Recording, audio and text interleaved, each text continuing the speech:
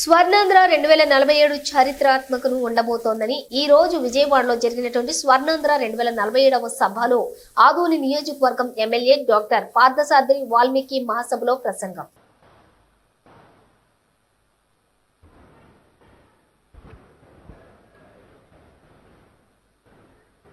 వేదికను అలంకరించినటువంటి పెద్దలు గౌరవనీయులు మన గౌరవ ముఖ్యమంత్రి శ్రీ నారా చంద్రబాబు నాయుడు గారికి, గౌరవ ఉప ముఖ్యమంత్రి శ్రీ పవన్ కళ్యాణ్ గారికి, అలాగే వేదిక మీద ఉన్నటువంటి మంత్రులందరికీ, నా సహచర శాసనసభ్యులందరికీ, అధికారులకు, ఇక్కడ స్వర్ణాంధ్ర 2047వ డాక్యుమెంట్ రిలీజ్ చేసే సందర్భంలో వచ్చిన మీ అందరికీ కూడా పేరు పేరున నా నమస్కారాలు తెలియజేస్తా ఉన్నాను. స్వర్ణాంధ్ర 2047 ఆవిష్కరణ చారిత్రాత్మకం. ఈ ఆవిష్కరణ ద్వారా రాబోయే 23 సంవత్సరాల తర్వాత, అంటే మనకు స్వాతంత్రం 1947లో వస్తే 100 సంవత్సరాల తరువాత మనం ఎలా ఉండబోతున్నాము, మన సమాజం, మన రాష్ట్రం ఎలా ఉండబోతుంది, మన దేశం ఎలా ఉండబోతుంది అని ఊహించి దానికి అనుగుణంగా అడుగులేసే ఒక అద్భుతమైన సృష్టి ఈ స్వర్ణాంధ్ర 2047 ఆవిష్కరణ.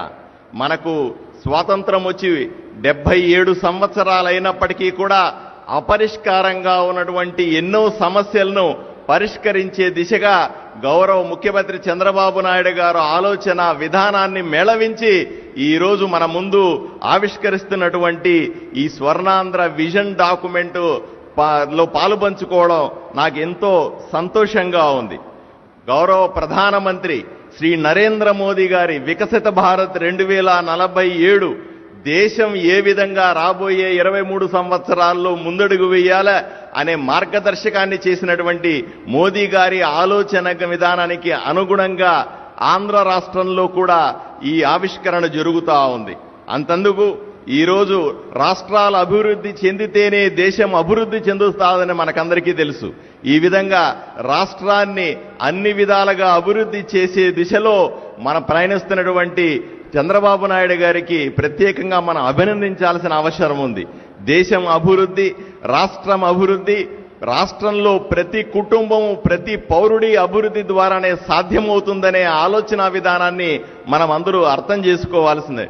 ఈ డాక్యుమెంట్ స్వర్ణాంధ్ర 2047 డాక్యుమెంట్కు 4 స్తంభాలుగా విద్య, ప్రతి ఒక్కరికి విద్య ఉండడం అయితేనేమి, ప్రతి ఒక్కరికి ఆరోగ్యం అయితేనేమి, అన్ని వర్గాల సాధికారత అయితేనేమి, సుపరిపాలన 4 స్తంభాల మీద తయారు చేసినటువంటి ఈ విజన్ డాక్యుమెంట్ని ప్రతి ఒక్కరూ ప్రశంసించాల్సిన అవసరం ఎంతైనా ఉంది. ప్రతి ఒక్కరికి, ప్రతి బాలుడికి, ప్రతి విద్యార్థికి విద్య వండి తీరాల.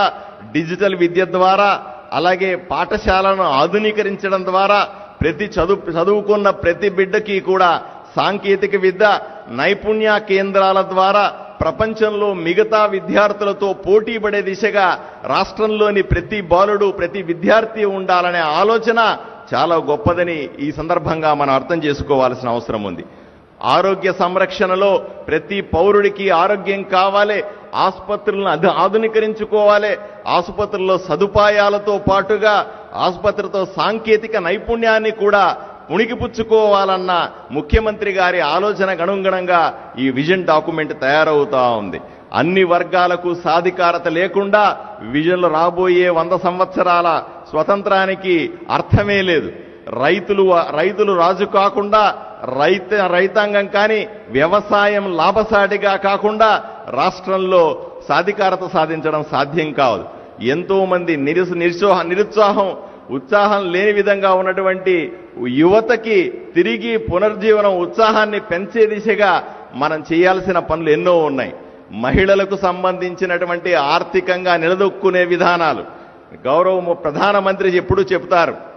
లఖపతి దీది అయితే తప్ప ప్రతి ఇంటిలో ఉన్నటువంటి మహిళ లక్షాధికారి, కోటీశ్వరరాలైతే తప్ప సమాజం బాగుపడదు, ఆ ఇంటికి ఆర్థిక స్వాతంత్రం రాదు అని చెబుతారు.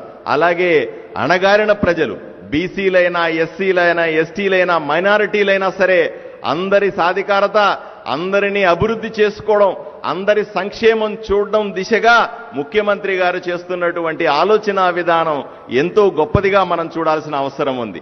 సుపరిపాలన కేవలం వ్యక్తులు పనిచేస్తే సరిపోదు, వ్యవస్థలు బలంగా ఉండాలి.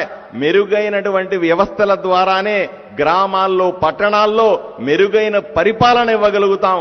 జవాబుదారీతో కూడిన పరిపాలన, పారదర్శక పాలన ద్వారానే మనం రాబోయే 100 సంవత్సరాల్లో మెరుగైన సమాజాన్ని పొందగలుగుతామనే విషయాన్ని మీకు అందరికీ తెలియజేస్తాను.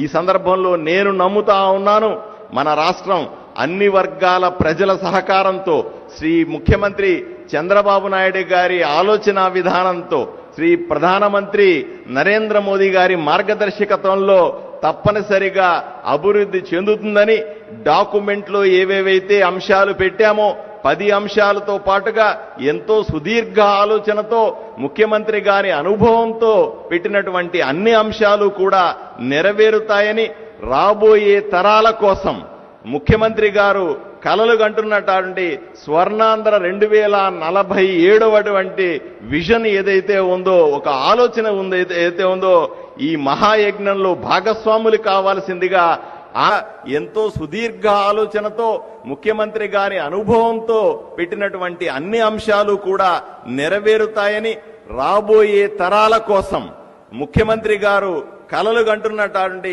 స్వర్ణాంధ్ర 2047 విజన్ ఏదైతే ఉందో, ఒక ఆలోచన ఏదైతే ఉందో, ఈ మహాయజ్ఞంలో భాగస్వాములు కావాల్సిందిగా ఆంధ్రప్రదేశ్ ప్రజలందరినీ కూడా నేను చేతులెత్తి వేడుకుంటా ఉన్నాను. నమస్కారం.